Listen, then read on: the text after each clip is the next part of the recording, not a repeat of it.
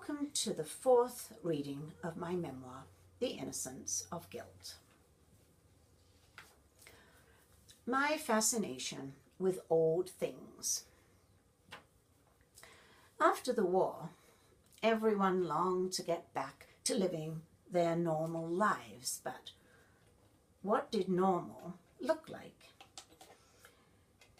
It became increasingly apparent that for many ordinary people, their lives would never be as they were before, and in many ways they would be worse, since nothing new manifested to replace the purpose of the war days.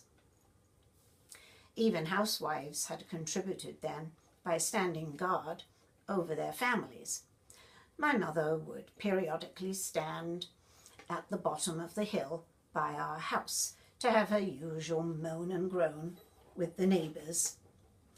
In anger, she'd raise her broom high above her head in defiance and shout, "Just let that Hitler try to make his way down this hill. I'm ready. I'll give him what's coming to him." I'd peep out from behind the door, watching for the scary man on his way down the hill to kill us all. I didn't have too much faith in my mother's broom to deal with the problem. Morale slipped a lot after the war. Little or nothing to bind people together. No jobs and no money. Food rationing continued and would not completely disappear until 1954. Everything needed rebuilding, but precious few resources remained to do it with. The iron railings from the side of our front steps had been removed and melted down to make bullets. Whoever carted them off one day never replaced them. The gap spanning the 6 steps became one of the constant reminders of the war and its effect, in one way or another, on all those who lived through it, although we were more fortunate than many. We hadn't lost any loved ones. My mother simply watched that her 2 small children didn't fall off the side of the steps as they went down them.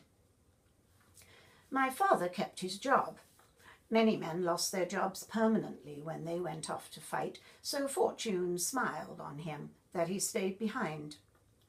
Sid, the shop's manager, my father's best friend, sometimes came with his wife to our house for a social visit.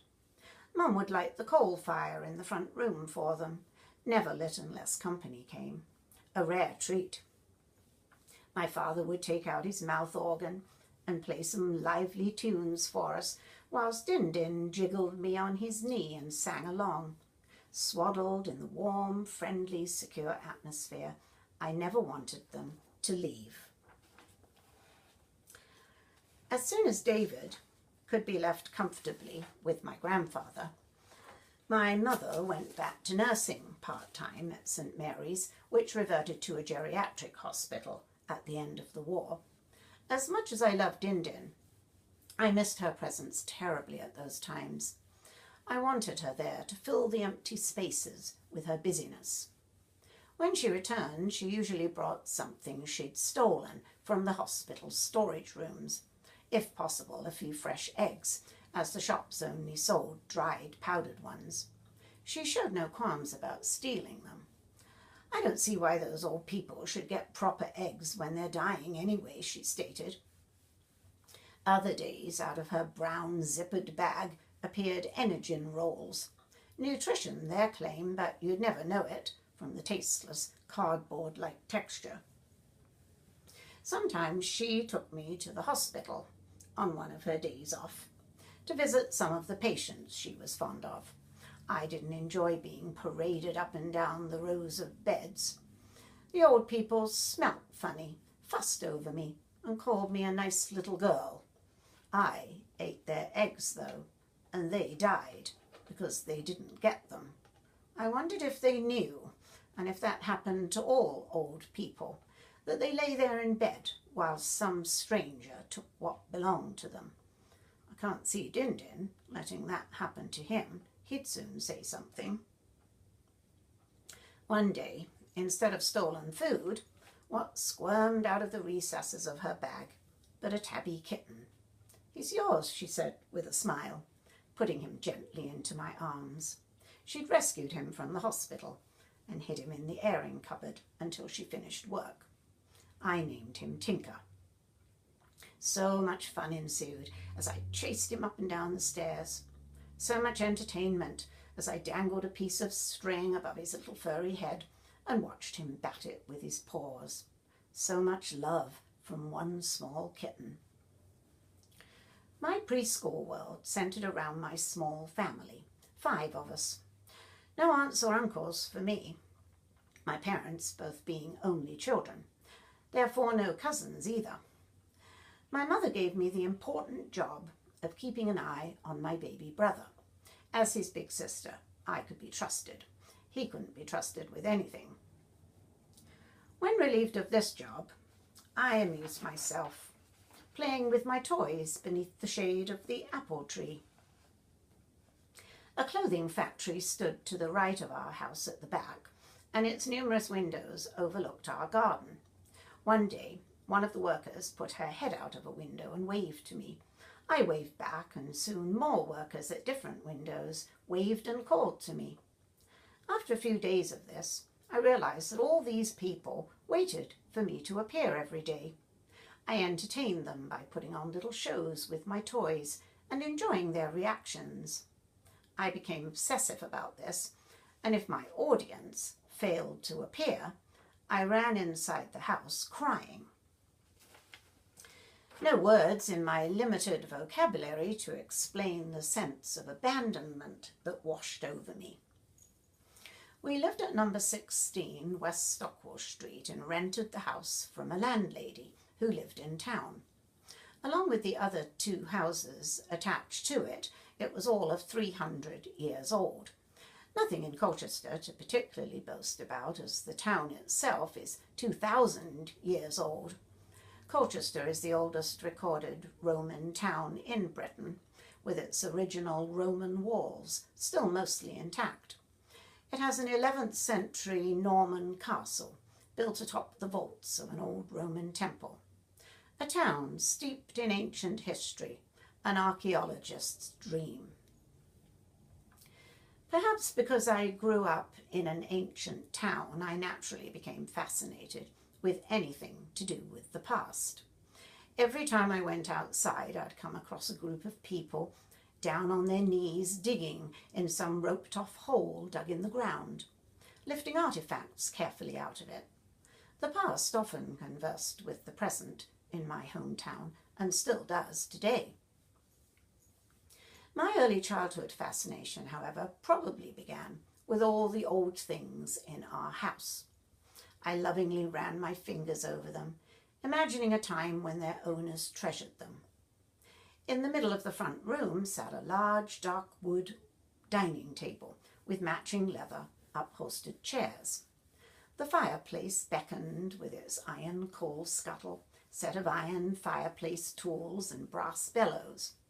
On the white plastered wall above hung a brass warming pan. Around the room sat many of my grandfather's possessions. By the door, his collection of wooden walking sticks in a stand. An old desk cluttered with paperweights, country and sea scenes magnified through the glass. Quill pens, rulers and papers from a time long gone by. I browsed amongst these old treasures and the black and white framed photographs kept in an old trunk in one corner of the room. One day, looking at a photo of a stern-faced lady, I said, "Who is that lady, Mummy?" "I don't know." "Why do you want to know anyway?" she replied impatiently. Apparently none of them had anything to do with us, and I wondered why a trunk full of photos of people who weren't our family members had a special place in the front room. I decided to call the mostly female, black-clothed strangers witches. David and I shared part of our parents' large bedroom. My bed, with its handmade patchwork quilt, small bookcase and small chair, stood in one corner, and my brother's white metal cot in the opposite corner. Winding stairs off the second-floor landing led up to the attic used for storage. More antiques and miscellaneous furniture cluttered the room, all of it from Dindin's former home. A breathtaking view from the window. Higher than the surrounding houses, the attic revealed a vista of rooftops, and on a clear day, steam trains became visible at North Station, a little over half a mile away. When an evening thunderstorm raged, I climbed up the stairs to the attic with my mother, brother, and Dindin, the only light being a candle, no electricity on the upper floors.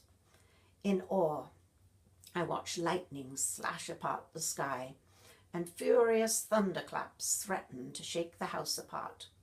On top of the world, witnessing a power that thrilled yet frightened me. I liked wandering through all the rooms in the rambling 3-story house, but I loved my grandfather's bedroom with his old brass bedstead. He insisted on keeping all the little ornaments that belonged to his late wife out on display on the mantelpiece above the fireplace to gather dust. So many times my mother mumbled, mostly to herself as she pottered around cleaning, "Why does he keep all this junk up here?" But I knew why. As soon as I entered the room and stepped on the old rag rug on the floor, I travelled back in time, to a cosy, comforting time.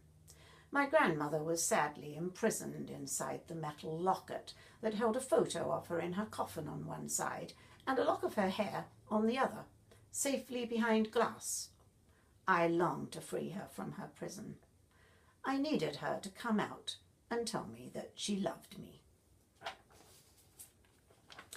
Thank you for listening. Please feel free to subscribe, like, or comment on this reading, and hopefully you will tune in to the next one. Bye for now.